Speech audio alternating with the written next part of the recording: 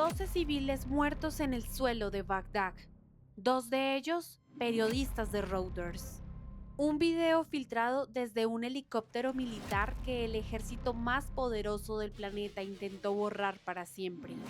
No lo lograron por culpa de un solo hombre, un australiano de 38 años que, usando solo un teclado, le hizo al mundo la pregunta más peligrosa de nuestro siglo. ¿Qué pasa cuando los gobiernos hacen cosas que nadie puede ver? Esta es la historia de Julian Assange y te lo advierto, no tiene un final fácil. El 5 de abril de 2010, un video apareció en internet y cambió para siempre la conversación sobre la guerra. 17 minutos grabados desde la cabina de un helicóptero Apache del ejército estadounidense, Bagdad, 2007. Se ven hombres caminando por una calle. Los pilotos los identifican como amenaza. Abren fuego. 12 muertos. Entre ellos, 2 periodistas de Reuters con cámaras que los soldados confundieron o eligieron confundir con armas. Luego llega una camioneta a recoger a los heridos. También disparan. Dentro iban 2 niñas. El ejército nunca había reconocido este incidente públicamente hasta ese día. El video se llamó Collateral Murder, y quien lo publicó no era un gobierno rival, ni una agencia de inteligencia enemiga. Era un australiano con una laptop y una organización llamada Wikileaks. Julian Assange no llegó al periodismo por vocación, llegó por curiosidad. El tipo de curiosidad que en los años 80 te llevaba a meterte en sistemas informáticos a los que definitivamente no te habían invitado. Adolescente en Australia, se coló en redes del Pentágono, la NASA, corporaciones multinacionales. No robaba dinero, decía que solo quería ver.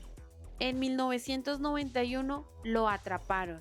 31 cargos de hacking. La condena, una multa. Pero lo que encontró adentro de esos sistemas no lo dejó dormir.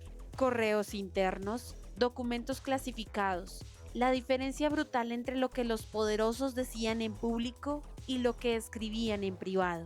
Esa pequeña grieta entre el discurso oficial y la realidad se convirtió en su obsesión.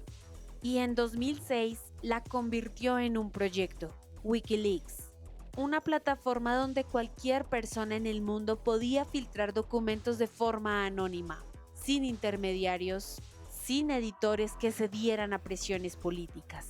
La idea era radical y sí que funcionó. Wikileaks publicó procedimientos secretos de Guantánamo, manuales internos de la Iglesia de la Cienciología, evidencia de ejecuciones extrajudiciales en Kenia, documentos de evasión fiscal de bancos suizos. Cada vez el principio era el mismo: proteger al informante a cualquier costo.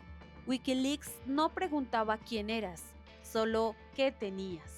Entonces llegó 2010, y con él el año más poderoso y más peligroso de la vida de Assange. Primero, Collateral Murder. Después, 92.000 documentos sobre la guerra en Afganistán. Bajas civiles que nunca aparecieron en los reportes oficiales. Operaciones que nunca existieron en el papel. Lo publicaron junto con The Guardian, The New York Times y The Spiegel.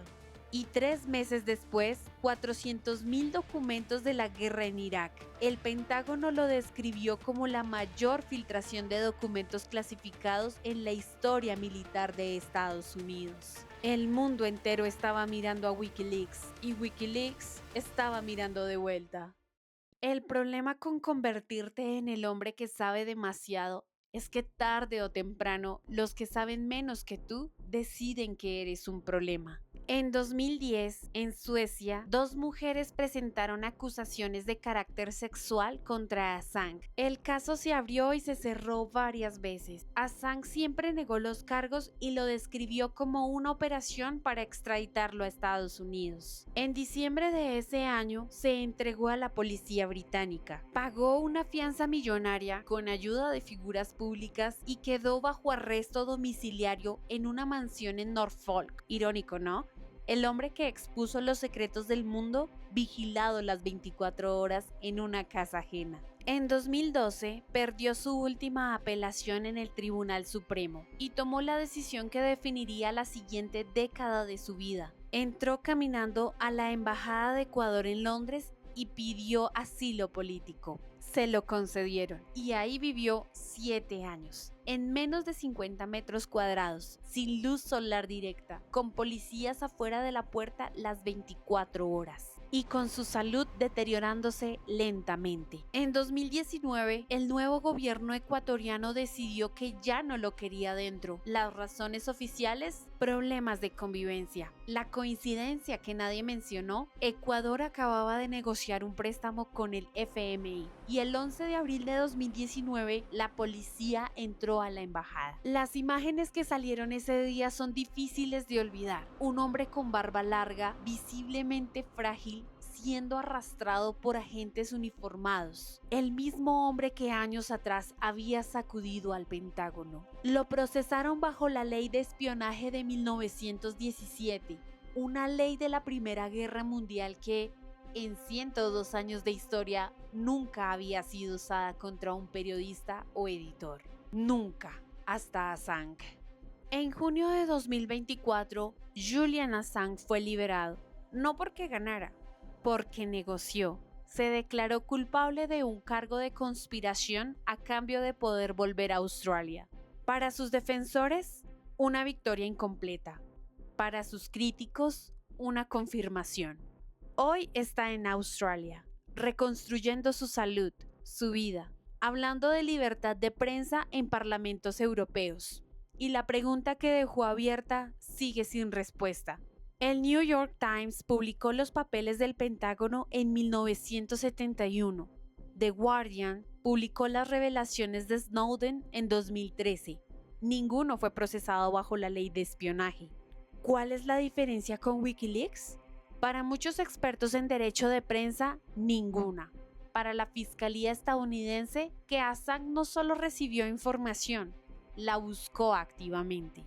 Lo que sí es evidente es que Assange forzó una conversación global que sigue sin terminar, sobre transparencia, sobre rendición de cuentas, sobre hasta dónde llega el derecho de un Estado a guardar silencio en nombre de sus ciudadanos. Antes de irte, suscríbete, dale like, activa la campana y cuéntame en los comentarios si mañana un informante te enviara pruebas de crímenes de guerra cometidos por tu propio gobierno. ¿Qué harías con eso?